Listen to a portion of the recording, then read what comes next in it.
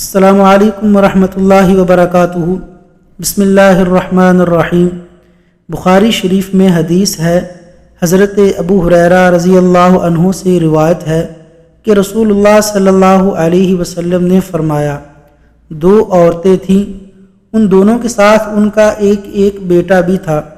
چنانچہ ایک بھیڑیا آیا اور دونوں میں سے ایک کے بیٹے کو لے گیا۔ اب وہ دونوں ایک دوسرے سے کہنے لگیں کہ بھیڑیا تو تیرا بیٹا لے کر گیا ہے۔ دوسری کہنے لگی کہ نہیں، وہ تیرا بیٹا لے کر گیا ہے۔ دونوں اپنا جھگڑا سیدنا داؤد علیہ السلام کے پاس لے گئیں۔ انہوں نے بڑی کے حق میں فیصلہ دے دیا۔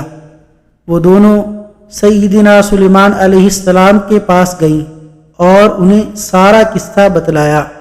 انہوں نے سارا قصہ سن کر کسی کو حکم دیا کہ چھری لاؤ، میں اس لڑکے کے 2 حصے کر کے دونوں میں تقسیم کر دیتا ہوں۔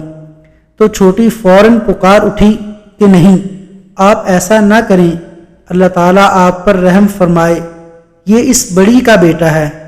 یہ سن کر حضرت سلیمان علیہ السلام نے چھوٹی کے حق میں فیصلہ فرما دیا۔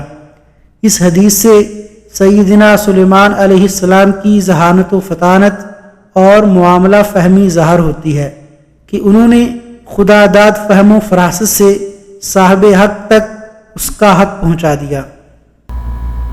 وصلی اللہ علی نبینا محمد وعلی آلہ واصحابہ اجمعین۔